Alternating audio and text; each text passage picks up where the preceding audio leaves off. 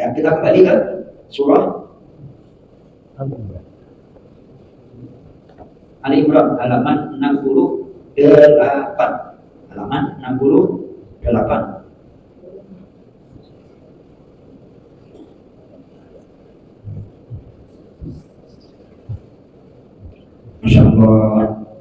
Coba kalau kita ngajinya satu ayat terus dibaca, direnungkan, ngena masalah. Orang beriman aja harus dihapus dosanya. Bedakan antara alladzina amanu dan al-mu'min itu kata sifat yang sifatnya melekat kepada orangnya. Jadi orang mukmin itu kalau sholat khusyuk, terus setelah sholat gak mau main HP, itu orang mukmin Mas Toto. Dan kalau kita main, terus setelah sedangkan untuk kepentingannya 20%, 80%, ayo, benar Pak Aris? Ya Allah, saya aja harus Astagfirullahaladzim. Baik. Nah, ini setelah menjelaskan ayat-ayat yang menjelaskan tentang perintah Allah untuk orang yang beriman dan kesudahan orang yang taat dan yang tidak taat, ayat 141 dan ayat berikutnya hubungannya adalah sebagai berikut. Tahan intinya pembicaraan di dalam Al-Quran adalah tentang perang Uhud. Dalam ayat-ayat yang lalu memberikan petunjuk bahwasannya tidak layak bagi orang mukmin untuk sedih dan menjadi lemah. Dan apa yang menimpa mereka berupa ujian dan cobaan. Dan apapun yang menimpa mereka berupa ujian dan cobaan, jangan lemah. Nah di sini nih, manusia kalau tidak mendapatkan suntikan ayat Al-Quran, gampang baper. Gampang apa Mas Toto? Itu saya amati, padahal orang itu kalau jauh dari Al-Quran, Pak Haris, gampang baper. Ketemu masalah dikit, baper. Usaha beberapa kali coba gagal, baper. Padahal nggak boleh seperti itu. Nah ini kan bisa dikaitkan dengan kejadian-kejadian. Jangan lemah, jangan bersedih, terus bangkit lagi.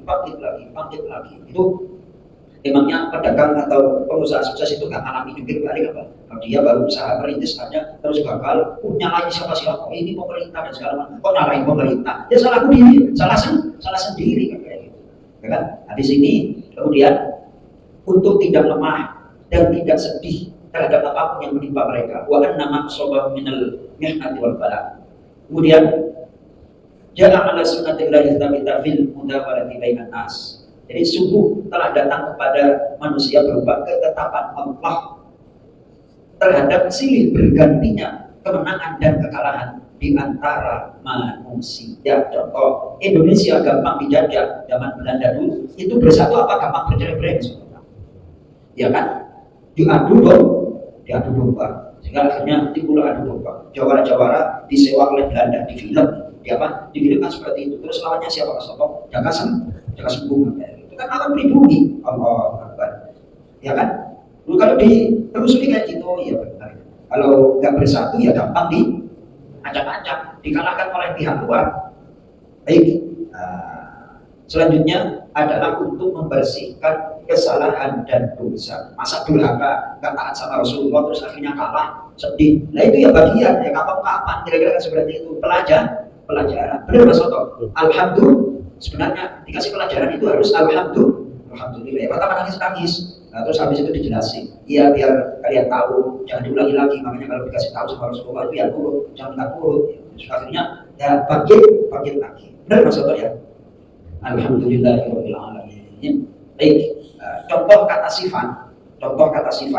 Kalau tadi kan al-mu'minun. Nah sekarang ayat 140 paling bawah itu. Halaman kanan 140 ujung ayat itu berbunyi wallahu la yuhibbul zalimin. Nah, terjemah bebasnya Mas Soto ayat 140. Jika kamu pada perang Uhud mendapat luka, maka mereka pun pada perang Badar mendapat luka yang serupa. Dan masa kejayaan dan kehancuran itu kami pergilirkan di antara manusia agar mereka mendapat pelajaran. Agar mereka mendapat pelajaran. Main bola kita ganti pelatih aja ngefek, apalagi ganti haluan. Bola stop ganti pelatih, ngefek. Ya Allah ya kali pelajaran. Lanjut. Dan agar Allah membedakan orang-orang yang beriman dengan orang-orang kafir, dan agar sebagian kamu dijadikannya gugur sebagai syuhada. Dan Allah tidak menyukai orang-orang zalim. Nah, zalim itu sihatin. Wallahu la yuhibbul zalimin. Dan Allah tidak menyukai orang-orang yang zalim. Nah, itu kalau dalam bahasa Indonesia kata benda, bukan kata kerja. Kata benda yang menjadi sifat. Jadi sifat zalimnya itu nempel, maksudnya. Pikirannya zalim, keyakinannya zalim, perbuatannya zalim. Itu Allah gak suka. Kalau kita bagaimana? Pernah berbuat zalim, pernah berbuat durhaka, kufur, bukan kufur terus ingkar pada ayat-ayat Allah, enggak. Akan tetapi ya kufur nikmat lah. Ya, dikasih waktu luang, gak digunain. Betul Mas Soto? Nah, itu namanya itu tadi kelasnya diperintah oleh Rasulullah, kelasnya para sahabat. Itu kelasnya apa itu kalau kata Ibu Soto? Nah, sahabat, apapun yang terjadi nanti jangan sampai turun dari bukit Uhud. Nah terus nurut apa gak nurut itu Mas? Gak nurut itu diistilahkan apa? Kufur, maksiat atau apa? Ya juga kan. Terus sahabat loh itu. Kita kan gak enak mau ngomong, Pak Anis, ya. Terus pokoknya gak taat gitu aja Pak. Apa? Bandel. Bangkan. Kelasnya sahabat aja bandel. Kelasnya sahabat apa? Buat. Saya kadang-kadang betapa Rasulullah gambaran sekarang itu gak jauh beda dengan yang terjadi. Ya, ya.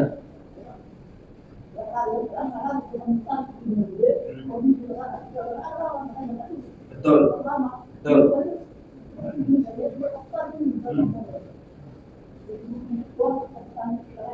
Betul. Betul. Jadi bukan gunung ya, bukit. Yang umroh pasti adalah apa namanya safari atau tur singgi biasanya di bukit Uhud itu enggak gede.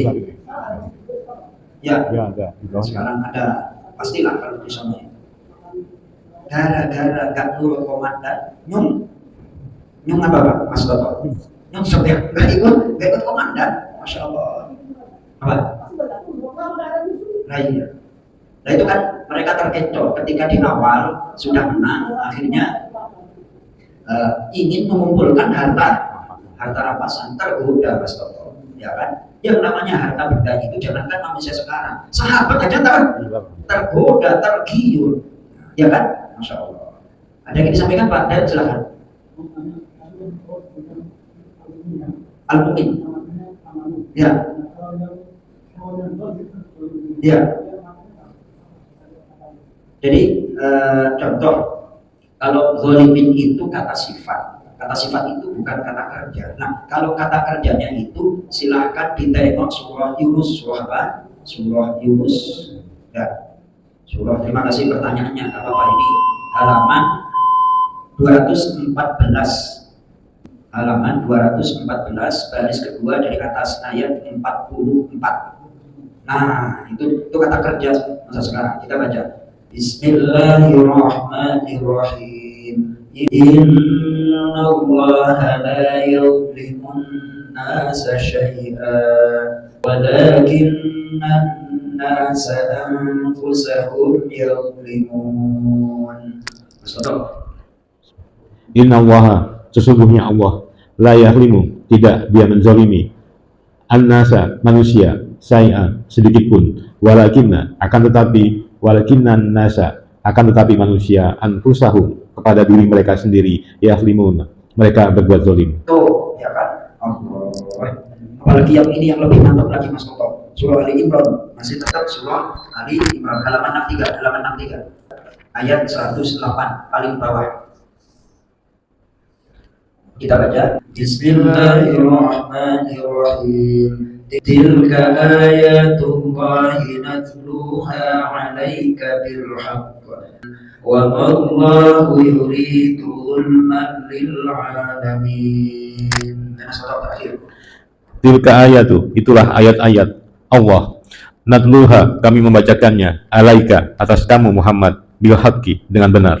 Wa mallahu, dan tidaklah Allah, yuridu, dia berkehendak, zulman, menzalimi, lil alamin, kepada siapapun di semesta alam. Jangankan berbuat, ingin aja gak pernah. Allahu Akbar. Ya maksudnya ya, dari ayat ini itu bisa membatin penyakit hati Mas, membatin pikiran. Allah gak adil. Oh enggak, jangankan berbuat, menginginkan berkehendak aja Allah gak pernah. Lu manusianya sendiri yang menzalimi diri. Benar Pak Aris ya? Masya Allah. Jadi apa yang terjadi kalau negatif itu ya gara-gara manusianya. Allah ini jangankan berbuat, berkehendak aja nggak pernah. Allahu Akbar. Ini yang bikin apapun yang terjadi dalam hidup saya, Mas Bapak, saya berusaha semua. Ini pasti semua ada hikmahnya, ya kan? Gak mungkin seandainya kayak gini nanti hikmahnya ada ini dan seterusnya dan seterusnya. Ya Mas Bapak ya. Alhamdulillahirabbil alamin. Mudah-mudahan bermanfaat. Kurang lebih demikian Pak ya. Alhamdulillah. Betul. Baik, kita tutup dengan doa kafarat majlis. Subhanakallahumma wa bihamdika asyhadu an la ilaha illa anta astaghfiruka wa atubu ilaik. Assalamualaikum warahmatullahi wabarakatuh.